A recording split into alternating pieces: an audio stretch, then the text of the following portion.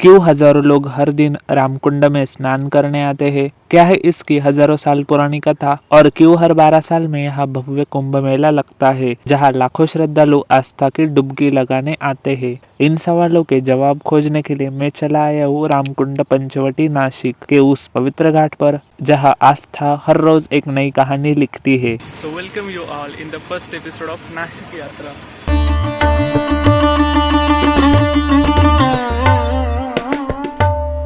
भारत की पश्चिम काशी के रूप में प्रसिद्ध नासिक देश के प्रमुख तीर्थ स्थलों में से एक है। यहाँ छोटे बड़े 200 से भी अधिक मंदिर है। इनमें पंचवटी में विराजमान रामकुंड अत्यंत महत्वपूर्ण स्थान माना जाता है। जैसा कि आप लोगों को पता है कि मैं नासिक में पला बड़ा हूँ और इस जगह से मेरा रिश्ता सिर्फ एक तीर्थ का नहीं बल्कि यादों का है। मेरी दादी इस जगह से बेहद जुड़ी हुई थी। जब भी जीवन में कुछ ठीक नहीं लगता था या फिर मन अशांत हो जाता था तो यहाँ चली आती थी वो। उस समय मैं छोटा था तो उनके साथ बस घूमने और समय बिताने के लिए आ जाया करता था। धीरे धीरे यहाँ आना उनकी आदत से मेरी आदत बन गया। आज वो इस दुनिया में नहीं है, लेकिन जब भी मन को सुकून चाहिए होता है मैं अनजाने ही इस घाट की ओर चला आता हूँ। शायद यही वजह है कि रामकुंड सिर्फ एक तीर्थ नहीं बल्कि मेरे लिए एक एहसास है। नासिक सीबीएस बस स्टैंड से लगभग 3 किलोमीटर और नासिक रोड रेलवे स्टेशन से लगभग 10 किलोमीटर दूर ये स्थित है।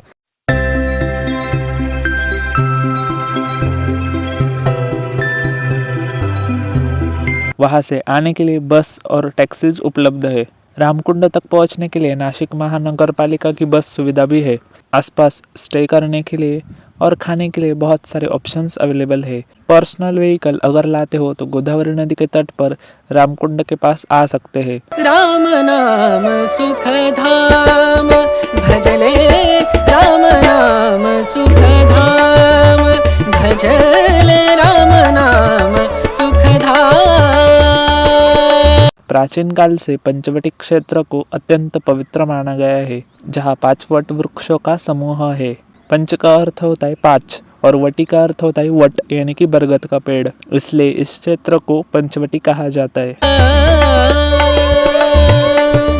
तेरा पूर्ण हो सब काम। एक कथा के अनुसार समुद्र मंथन से देवताओं को अमृत कलश प्राप्त हुआ था, जिन्हें असुर ले गए थे। तब भगवान विष्णु ने मोहिनी रूप धारण कर अमृत वापस लिया। लौटते समय अमृत की 4 बूंदें पृथ्वी पर गिरी। प्रयागराज, हरिद्वार, नासिक और उज्जैन। नासिक में जहाँ अमृत की बूंद गिरी वही स्थान रामकुंड माना जाता है, इसलिए यहाँ स्नान करना पवित्र माना जाता है। भगवान श्री राम लक्ष्मण और सीता जी के साथ वनवास के दौरान पंचवटी आए थे। यहाँ स्नान कर उन्होंने अपने पिता दशरथ का श्राद्ध किया, तभी से यह स्थान रामकुंड कहलाता है। मान्यता यह है कि यहाँ स्नान करने से बड़े पापों का नाश होता है। यह भी कहा जाता है कि भगवान शिव ने भी ब्रह्म हत्या के पाप से मुक्ति पाने के लिए यहाँ स्नान किया था। जहाँ श्री राम ने दशरथ का श्राद्ध किया उसे अस्थि विलय तीर्थ भी कहा जाता है। आज भी लोग अपने परिजनों की अस्थियां यहाँ विसर्जित करते हैं। तेरा पूर्ण हो सब काम भजले, राम नाम सुख धाम भजले, राम नाम। रामकुंड का निर्माण 1696 में सातारा जिले के खटाव के जमींदार चित्रराव खटाव ने कराया था। बाद में चौथे पेशवा माधवराव पेशवा की माता गोपिकाबाई ने इसकी मरम्मत करवाई। रामकुंड के पास गोदावरी माता मंदिर के निकट अरुणा, वरुणा और गोदावरी नदियों का संगम माना जाता है। प्रतीक के रूप में यहाँ एक मंच पर 3 गोमुख बने हैं, जिनसे लगातार जल बहता हुआ रामकुंड में आता है। यहाँ दीपदान भी किया जाता है। नासिक में सिंहस्थ कुंभ मेला आयोजित होता है, जो हर 12 वर्ष में होता है। जब गुरु और सूर्य सिंह राशि में प्रवेश करते हैं और अमावस्या होती है, तब गोदावरी के उद्गम स्थान त्र्यंबकेश्वर में मेला लगता है। साधुओं का शाही स्नान 2 जगहों पर यानी कि त्र्यंबकेश्वर के कुशावर्त कुंड और पंचवटी के रामकुंड पर होता है। भजले, राम नाम सुख धाम।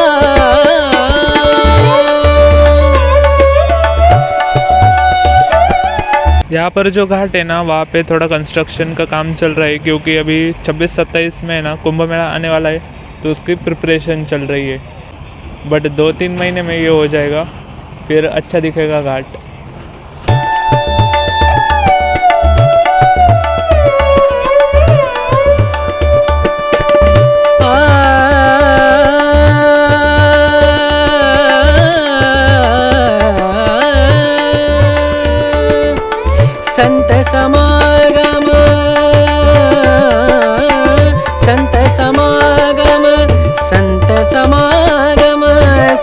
समागम करे निरंतर।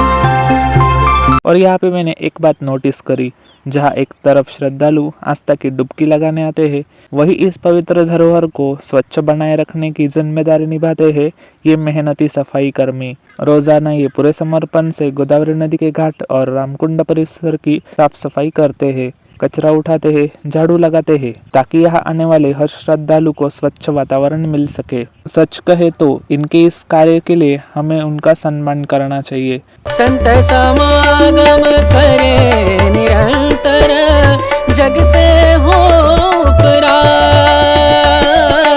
जग से हो उपरा। यहाँ मैंने एक और बात नोटिस की कि कई लोग कपड़े धोते हुए और कुछ अनजाने में कचरा फेंकते हुए दिखाई देते हैं, लेकिन यह स्थान सिर्फ एक घाट नहीं बल्कि हमारी आस्था का प्रतीक है। इसलिए हम सभी की जिम्मेदारी है कि यहाँ स्वच्छता बनाए रखे, कचरा न फैलाए और इस पवित्र स्थल की गरिमा को बनाए रखे। ब्रह्मानंद परम पद पावे, ब्रह्मानंद ब्रह्मानंद परम पद पावे। मन होवे निष्काम मनवा, मन होवे निष्काम। भजले राम नाम सुखधाम, भजले राम नाम सुखधाम, भजले राम नाम सुखधाम। राम नाम सुख, राम नाम सुख, राम नाम सुखधाम। जिंदगी की चिंताएं तो हर किसी के हिस्से में आती है। किसी को कमाने की चिंता, किसी को परिवार पालने की, किसी को नौकरी की, तो किसी को भविष्य की। दिन भर भागती इस दुनिया में चेहरों पर मुस्कान होती है, पर अंदर कितनी उलझनें चल रही होती है ये सिर्फ वही जानता है। लेकिन इस घाट पर कुछ देर बैठ जाओ तो लगता है कि जैसे मन का शोर धीरे धीरे शांत होने लगता है। बहती हुई गोदावरी नदी जैसे कहती हो कि सब ठीक हो जाएगा, बस थोड़ा धीरज रखो। सदियों से बहती आस्था, अनगिनत कहानियाँ और अनंत विश्वास, यही पहचान है रामकुंड की। यहाँ आने वाला हर व्यक्ति कुछ न कुछ छोड़ जाता है, अपनी चिंताएं, अपने सवाल, और साथ ले जाता है एक अलग सा सुकून। चाहे यह स्थान इतिहास की दृष्टि से देखो या फिर आस्था की नज़र से या जीवन के अनुभव के रूप में, इसकी महत्ता शब्दों से कहीं अधिक है। अगर आप भी कभी नासिक आए तो इस पवित्र घाट पर कुछ पल जरूर बिताए, शायद आपको भी वही शांति महसूस हो जो सदियों से लोगों को यहाँ खींच लाती है।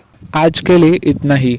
मिलते ऐसे ही नई कहानियों के साथ। Stay tuned for more and subscribe the channel. Thank you.